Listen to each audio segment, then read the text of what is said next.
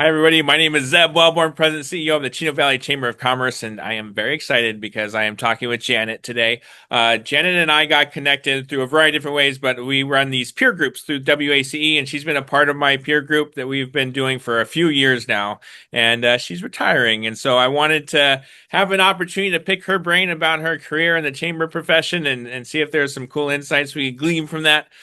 So, Janet, thank you so much for chatting with me today. Yeah, thanks, Zeb. Hopefully it'll be a good chat. Yeah, so let's talk about your how you got your career in the chamber industry. I understand you started with a business way back when, and then that led you into the chamber industry. Let's talk about that. How Yeah, did you get involved in yeah. the chamber industry? I was in I'm born and raised in Nebraska, so I was in a small town or smaller town in Nebraska, and I owned a business with my sister for about 9 years. And then we sold that, and I moved with my husband to another town where there was a chamber opening, and I didn't know what I was going to do. And guy that we had done radio advertising with um, suggested that the chamber might be a good fit for me. And I should say, those 9 years as a business owner, we were members of the chamber. So I certainly knew what a chamber was about, but had no idea what it took to be a chamber exec. So anyway, I got hired and spent 5 years there, then came out to Oregon, and here I am 30 and a half years later at the Albany area chamber. I'm going to retire. So you spent 30 years at this chamber that you're at, and you kind of started like what was probably the thing that surprised you the most from getting started in the industry and then actually taking it over? Well, on the good side, it was all the relationships I was able to continue to build and learn from, etc. On the bad side, I entered a chamber that hadn't really been effective, had a number of chamber execs along the way, and so it really was a rebuilding. Telling people they had to pay dues. I had to do that here too, but just some people think they can forever be a member, but never pay their fair share. So probably the relationships part of it was awesome. The getting people to understand what a chamber is about and why membership investment is so important was a little bit more difficult. But I left there because we wanted to come out to Oregon. So I left a good chamber and came to a chamber. Yeah, and then so then that transition from Nebraska to Oregon, were the two chambers like was it similar? Did you face any kind of unique challenges that you feel like one over the other had? So, first of all, I want to say I graduated Institute in 1994. So, best thing ever. I started in June at that chamber, or no, I started in May at that chamber, and by July I was at Institute in Boulder. Best thing ever for me. Not only did I learn so much, but I have peers across the country. The similarities would be at both chambers. Well, let's forget the other one. I came into a chamber where the exec was very well loved by most people, but I also came into a chamber that had over 200 businesses as members that hadn't paid for over 3 years. So he was well loved, but financially wasn't as strong, I guess is what I would say. So I spent the first year here, or maybe more, cleaning that up, getting those things back together. And we gained membership, we gained revenue. I walked in the first day in Albany, and there was this kind of computer in front of me, and by the week's end, the bookkeeper came in and said, she laid bills down and said, "Now, what do you want to pay?" And I said, "What do you mean, what do I want to pay?" And, "Well, you don't have enough money." Well, I had left this small chamber way back when with about 75,000, which was a lot for a small chamber back then. And so that was a real learning curve for me of not, I mean, that's a question chamber execs should ask, or people entering the industry, or if you're wanting to change to a chamber, what are your financials? What's your balance sheet show? I learned that right away. Yeah, so how did you tackle that situation? So you're coming into one where you're not able to pay all the bills, and how did you flip that around? It really was just making contacts with all those people, calling, making sure they understood that, and some of them were embarrassed by it. because they had just been able to let it go, and others needed explanation. But within, I'd say, year and a half, we were really back on track. There was this chamber dollar program, chamber gift certificates or whatever, and they had never balanced the account. Okay. So when I walked in, they said, "Oh, we know there's got to be $30,000 or $40,000 in there." Never balanced the account. So Uh-huh. they were more like 30 or 40,000 in the hole. Yikes. I cleared that up too, and it made me a little bit, not, I guess, pissy is the word I want to use, but it was like, why didn't people do that? Because there was an accountant who was my board chair for a while. Why didn't they balance the account? But anyway, we got through that. That I started in 95. By 98, we were remodeling our offices. We had started putting money into the bank. We were good. Well, that's great. And, so you spent 30 years at there. And, I think when I look at different chamber executives, and I feel like each one brings something unique, or they have something that they feel like they're good at, in comparison with their colleagues. Is there anything you feel like you were really good, or you are really good at, and we're talking about chamber work? Uh, um, I mean, today, I think one of the strong points for our chamber is our governmental affairs program and our PAC. Um, there's a lot of chambers that are, either their board or their exec is not ready to tackle that, and yet our mission statement is your business and community advocate. Very short and sweet. So we're an advocate. So advocacy for us is very important, and I had to learn along the way. Not every city councilor likes you. Fortunately enough do, and the mayor does, and our county commissioners do. So, but it's not without its perils. You take things on, I don't want to say you get in trouble. You just stand up for your chamber and for the businesses, and you're often you're the one that they're going to point the arrow at. So you have to learn to get a thick skin for that. But we're pretty good at that. Yeah, no, so that's great, because that's something where I feel like that's a muscle that I want to develop, but I haven't quite gotten there yet, or are in progress on it. So has that been the case the whole time you've been in the chamber, or was it something that you've developed? I mean, I know you've I think it had to be developed. Yeah, it had to be developed because you don't walk in on day one and say you can take on the world. You may think you can, but you really can't. So I think it's, we had a strong governmental affairs program, but I think over the years it's grown, it's developed. It's something I'm proud of. We were the first chamber to have a PAC in Oregon back in 2000. And I got to say too, I had board members really advocate to help me with that. If you don't have board members on board with you to do a PAC, you might as well just say no, because it's not for the weary. You're going to take some hits that way too, but certainly developing your board along with your chamber staff, et cetera, is very important. Yeah, and I think I've seen, in the chamber space, I've seen it go both ways, right? I've seen really successful things that have come about from doing that, and I've also seen, like you mentioned, some of the pitfalls as well. Can you speak a little bit, like what's been the highs or the lows? Do you have anything to share on the? Sure. So the highs are, when you get 100% on your PAC, 100% of your endorsed candidates win, at the local, state, and county level.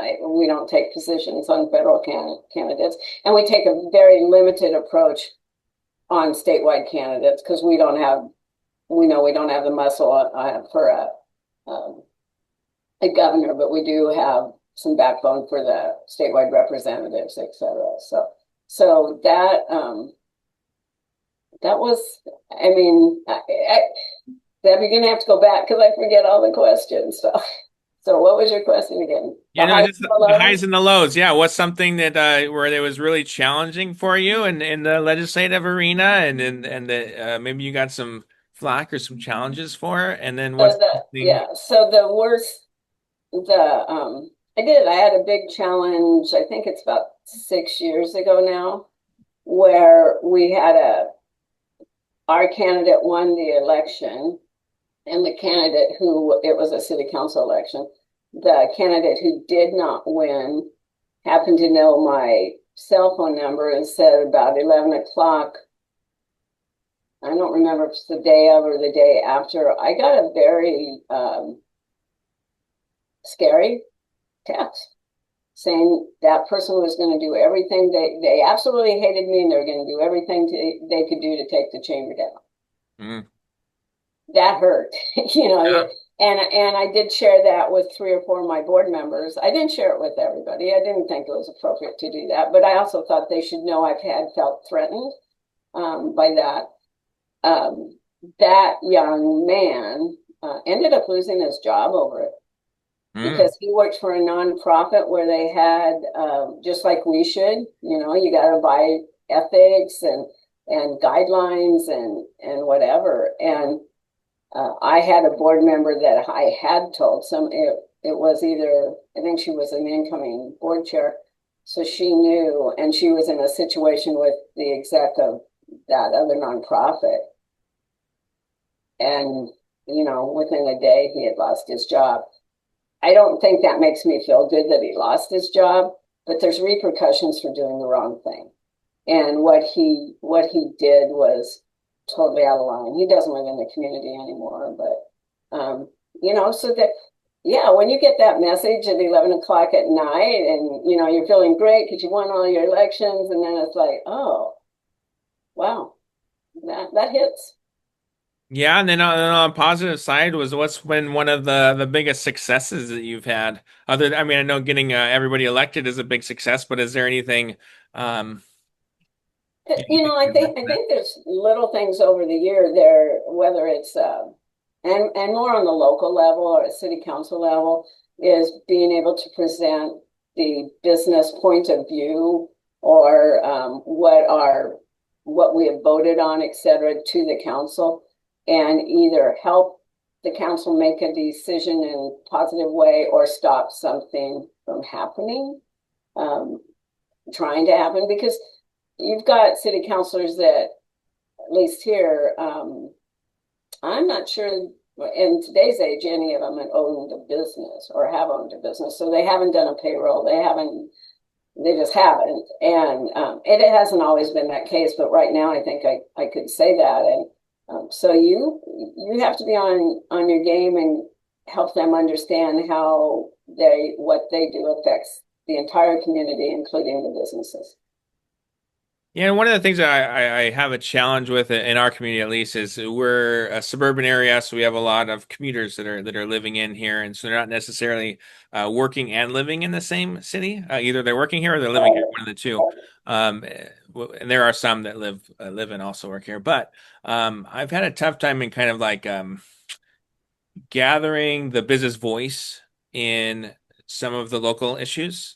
What are some of the things that your community focuses on? Like, what are some of those things that you've really been able to draw in the business community? And are you the one that's drawing them in? Like, are you presenting a topic and be like, hey, we got to rally the troops around this? Is it your business community that's telling you we need to focus on these things? Like, how does that Well, transpire for you? I think it's a little bit different now, having been in the industry so long, from what it was at the beginning. I definitely relied more on business leaders, et cetera, at the beginning. We have a governmental affairs committee.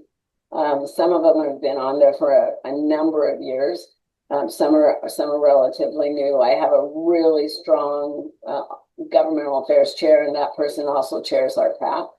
But at the Albany Chamber, we're a little bit different in that when our governmental affairs committee makes a decision, that stands for the chamber. We don't have to go to the board. I, first of all, have 5, 6, 7 from the board that sit on my governmental affairs committee.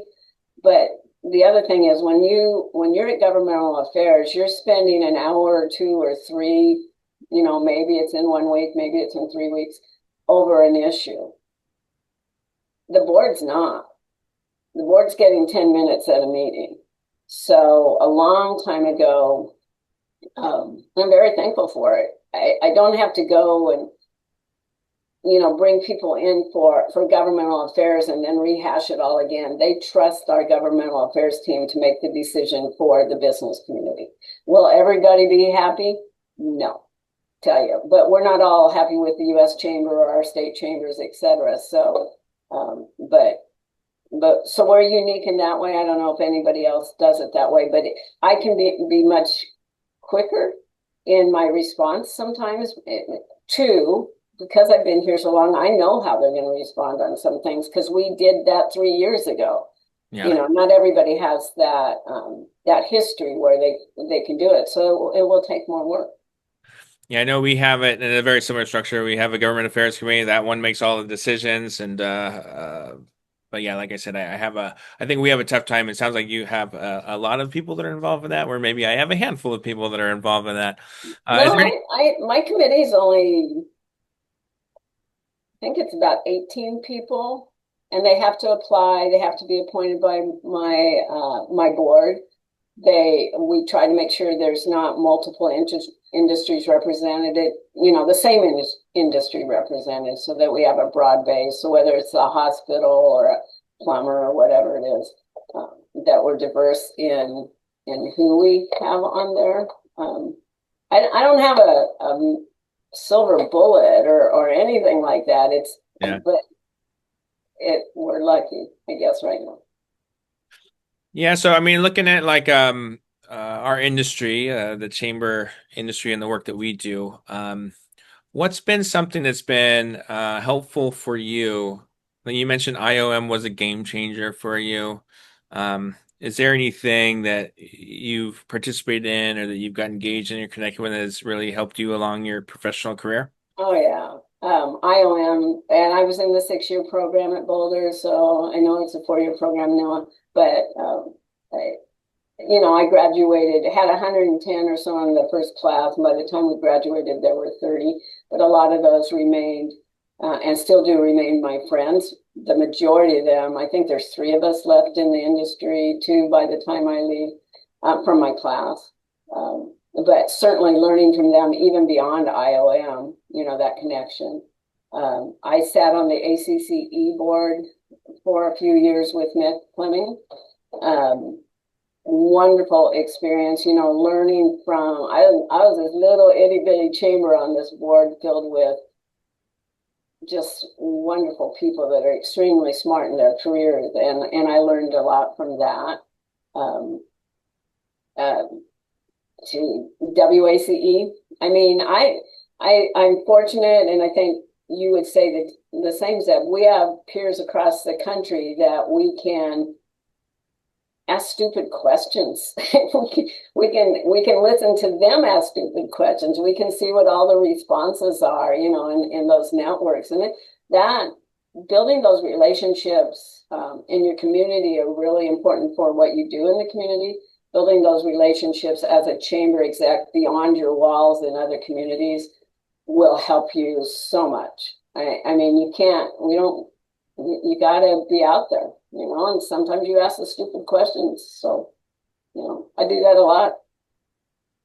Yeah, and is there anything else in the chamber space? So aside from the legislative advocacy and the work that you do there, is there anything else that you'd like to highlight or anything that you feel like Well, we've started a lot of programs since I've been here, whether it be women in business, emerging leaders. We have and just did in September, our trade show, Albany Business Extravaganza. But I think one of the things that I am most proud of is we do these things called 12 at 12. So we send invitations to 30 people to get 12 people in the room for lunch. And we just ask them, what are your biggest issues and how can we help? So back in 2013, again, a few years ago, we brought in our manufacturers, and their number one thing was around employees. And who knew, right? No, we all know. But their number one was around traded sector employees. And from that, we developed what we called the pipeline program. So I was able to get, I think I had 5 industries, the hospital, 5 industries in the hospital that all put in $25,000 a piece. so that back then I could hire somebody on workforce development to help us get that pipeline program going. The community college came in. We didn't charge them. The local school district was in. We didn't charge them. But our goal was to start introducing middle school and high schoolers to those career opportunities that are there. You needed continuing education for the most part in at the community college, but you didn't need a four-year degree. Most kids never get a four-year degree. They waste money trying to get a four-year degree, but they don't do it. So we were very successful in that. And we were so successful, I guess is what I want to say. The Oregon has these things called STEM hubs. Mm-hmm. And our area, was the last one to get one. And it was through our community college because that's where the money was going to go. And they came to us and said, we can't get traction because of your program. Uh-huh. And my program ended up being folded into them. Oh, nice. That was a decision. I had a separate, I guess you'd say, board.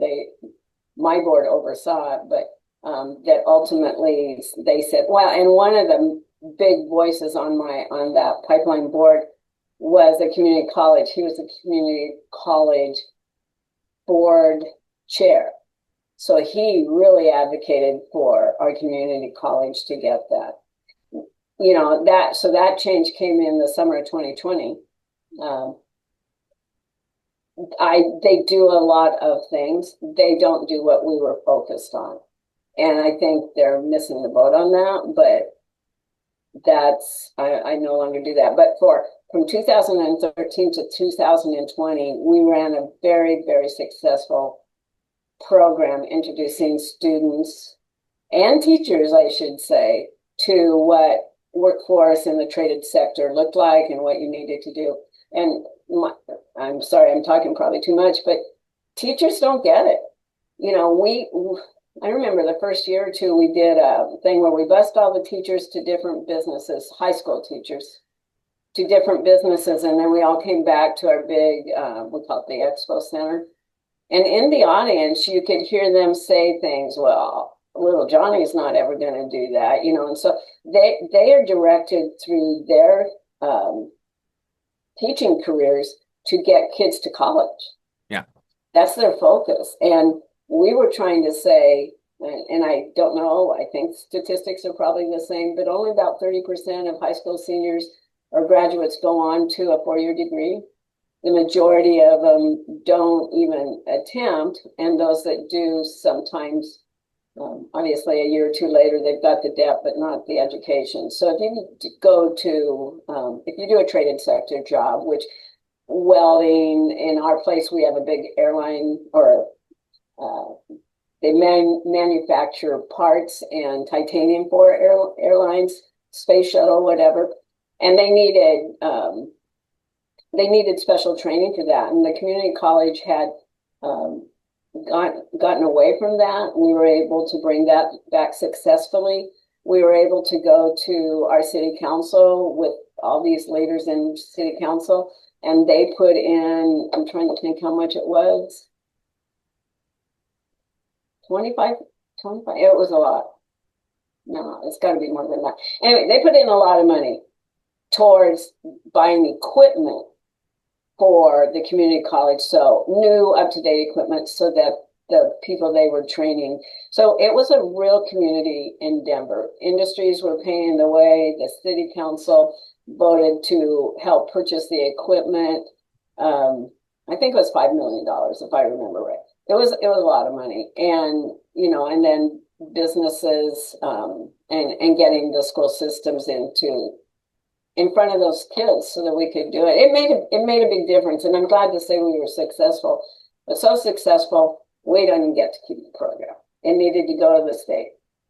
Oh, wow. Okay. So let me talk about getting that kicked off then, because I'd be curious to know, because it sounds like you had business industry coming together in different sectors that put up some funds. So walk me through that project. Like, how did you get them involved in wanting to pay for that type of program? It started with that 12 at 12. where I maybe had 10 or 12 manufacturing presidents or CEOs in the room, and they all, that was a consensus that they wanted to do. And then the chamber went out and we spent about, and again, this would have been in 13. So we went and we put about $5,000 into doing a survey and some marketing work on what this would be and what it would take to make it a program. So we put in that seed money to say, hey, what do we need to do? And through that, we were able to go back to those industries and say, I couldn't do it on my own. We needed staff to do workforce development, and they came through. Relationships make a big difference. They were all people, whether it was the hospital president or the CEO of an industry, they were all people I knew. Yeah. It's not like I was close friends with them every weekend, but they were people that we had developed a relationship with, and they wanted this done. And so we got it started with money coming from the chamber, and then they in turn, $25,000 a piece from all those. And then so that's from the business side of thing. But then you said you got a $5 million. That was through that was the business leaders and community college and president or school superintendent, excuse me, going in front of city council. They actually did a special meeting for us so we could get in there and describe to them what needed to happen in order to make our current industries thrive and grow. And so they committed. They had some economic development money left over from another project. Mm-hmm. So they committed that money to purchasing or letting the community college purchase equipment that would bring them up to date on everything. And, the community college had to dot every T and I, and as they should, the city looked over everything, questioned some things, but in the end, those purchases were made. Some expansions were done. So yeah, I feel good about that. Wish we still did it, but we don't. So yeah. Yeah, okay. And then let's talk about holistically. So like I kind of shared with you before we got on, like I really love doing this because I get get advice from people who've been doing it a lot longer than I have. So I would love it if you could share people's advice for somebody who's just starting in the industry or getting involved, or to me personally, what advice would you have for your fellow chamber folks that are joining the industry? First of all, you never know. You're never going to know everything.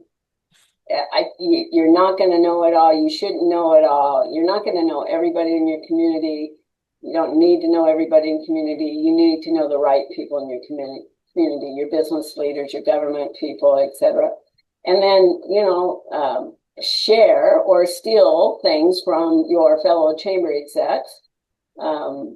We do it all the time. There's nothing wrong with it. I think we share really, really well. I don't have the pipeline was something we developed wholly here, but there's so many other things that come about that, the 12 at 12, I first heard at a WACE meeting probably in 2005. I don't know. I don't remember, and we still do that today. So, and it's how certain programs, it's how our women in business started. I had women on my board who said they didn't want to do women in business, that they didn't want to be excluded that way.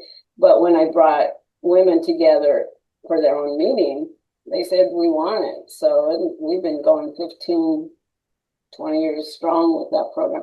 So I don't know if I have huge words of wisdom. Don't pretend you know it all. Ask people for help. Take what they can give you, give to others, give back to others, share your materials with them, and then build those relationships. You're not going to get anywhere if you don't have good relationships with the business community, etc. And then I would say, take your vacation. I'm terrible about it. I take a vacation and I check my email the whole time. When I retire, I think I'm going to have withdrawal systems because I'm so used to that's a big part of my day. But we all need that break. Nobody's perfect. Take your time. And how about like looking back on your career, is there anything you would change? Is there anything that you feel like you would do differently if you could go back in time? I would have started investing in my retirement plan at my first chamber. They didn't have one, so I didn't get started till later. So number one, I would be definitely making sure that you're investing in yourself in that way, and that your chamber is investing in yourself. Um, I think the hardest part of being a chamber executive for me has been employee turnover. I've had employees that have stayed 8 or 10 years, but more recently it's not like that. 2 and 3 years, and then they're climbing their ladder, which I appreciate, but that is a change that we had from people that were here for a longer time, and now they tend to move faster. Yeah, yeah, no, that's a good point. And then, so this is, when is your last day? What do you have? What's the future? What do you have in store? Everybody asks that question, and I go, I don't know. I have my kids are in Colorado and California, and nothing against your chamber, but I really don't want to live in California. I love to visit that. Uh, But my kids and grandkids are in Colorado, so there will probably be a change, but that's not on the near horizon at all. My first thing is I want to experience what it's like, if I can, in a positive way, to wake up on a bright sunny morning and not have to go to work, and I can go do what I want to do instead, and I don't have to wait for a Saturday. I love to travel. I have a great group of friends. Where I live is the Willamette Valley is gorgeous. I'm an hour from the beach, an hour from the mountains, an hour from Portland. So we're in a pretty good place, and I'd like to experience it that the way my other retired friends do, with not always have the pressure of running a chamber. Excellent. Well, Janet, thank you so much for chatting with me, and I've learned a lot in our peer group. So when we meet once every quarter, I always get a lot of value and insight from We our do. discussions together. So Yeah. thank you for being a part of that, and thank you for sharing your words of wisdom today. Yeah. Thanks for asking. All right. Hope you have a great rest I of the. will. Hope you have a great retirement. All Okay, thank you. right. Bye.